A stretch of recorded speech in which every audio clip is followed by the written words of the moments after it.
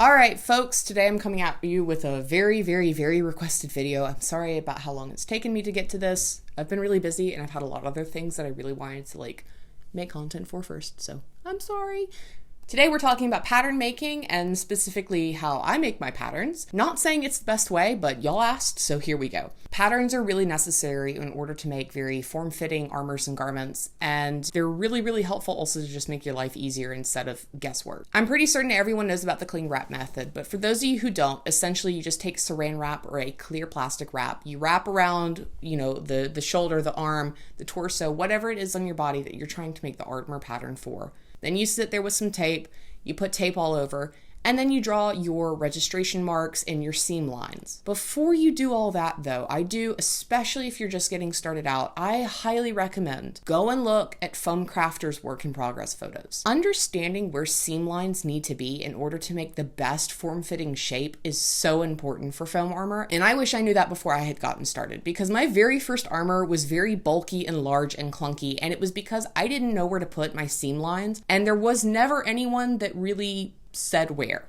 So I'm going to explain where I feel like you really need to add your seam lines in order to get the best form-fitting shape. The main seam lines of your armor will always be the middle of your back down your spine, the middle of your front down your sternum, and the middle of the sides underneath the underarms. But you don't just stop there. Each side typically has 4 pieces. So front is 4, back is 4. And from that, what you're going to need is a line straight down where your shoulder blades are and straight down from where your collarbone is right here. This allows you to create a really form-fitting armor piece. If you need armor with a defined cup or chest area, you will also have to add that into your registration marks so that you know exactly that this whole section is going to be separate and not part of just the 4 pieces. Once you understand the curves of your body and where the lines need to be for the seams, you're going to be able to make better form-fitting armor. And honestly, I do highly recommend just finding someone who can make foam patterns that you can use. I know it's not possible for everyone, obviously, but especially armors that don't require a certain shape because they're having to adjust to body size and stuff or height. Shoulders are really good. Anything to do with helmets that you can easily resize just on a PDF document, just real quick, blow it up or make it smaller.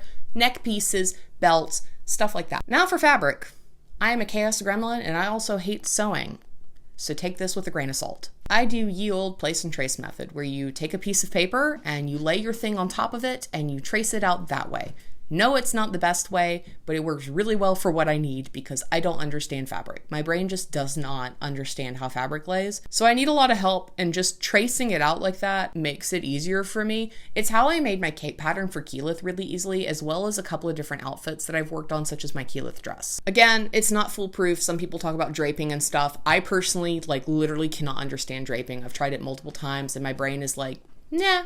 So I'm just going to keep doing this and then going on Etsy to buy other stuff. It makes my life easy. Now, lastly, we're going to be talking about 3D printing stuff. And you're probably wondering, Annie, why the heck are you bringing in 3D printing into pattern making? Well, you can make patterns out of 3D files. That's how I made Al. It's also how I made my shoulders for Jester.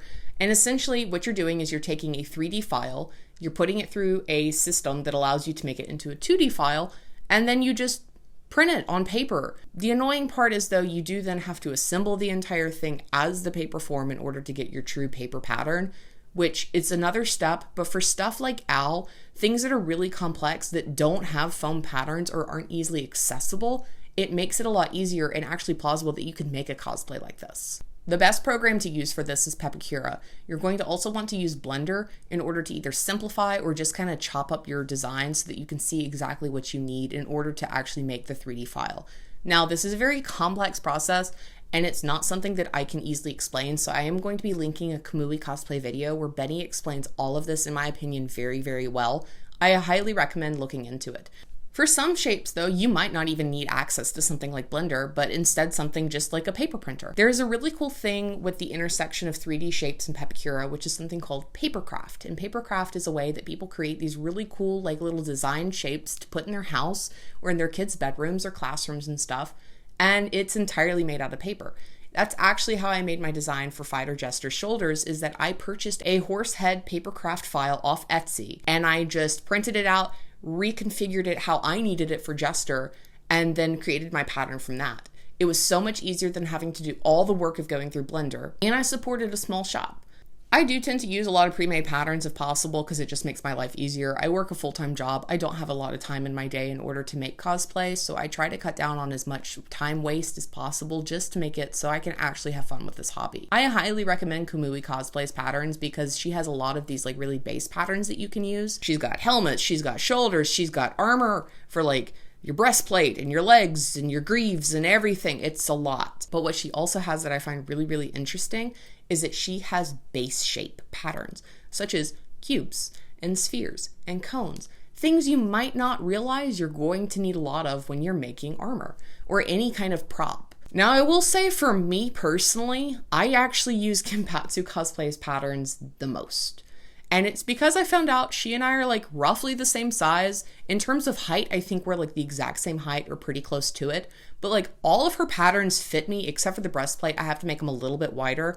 But like other than that, everything fits me perfectly. It's what I've used for Fighter Jester. It's what I've used for Ysera. It's what I used for Pyrrha, if you remember me making that outfit back in the day. I swear by her Night Peach patterns because it's what I use on everything and I love those patterns so much. But she has a ton of other stuff as well. Actually, her Sylvanas patterns were also what I used to create my War Chief Sylvanas cosplay. That was a lot. That was a lot. But as always, if you have any questions, please leave them down below in the comments. I'm going to make sure to link everything that I talked about in the description so it'll make it easier for you to find it, including links to Blender and Pepakura, because I know sometimes looking that stuff up, it gets a little weird because you don't know if you're looking at the right thing. I hope this helped, at all. If you are interested in any of my patterns, I do put them up on Ko-fi and on Patreon for purchase. On Patreon, you do have to subscribe, but on Ko-fi, it is a one-time purchase. I also do have a couple of free patterns as well, which are ones like Al was technically something that I found online. So that one's up for free because I can't find the original place that I downloaded from. If you're interested in those, feel free to download them. You never know what you're going to make. Thank you. Bye.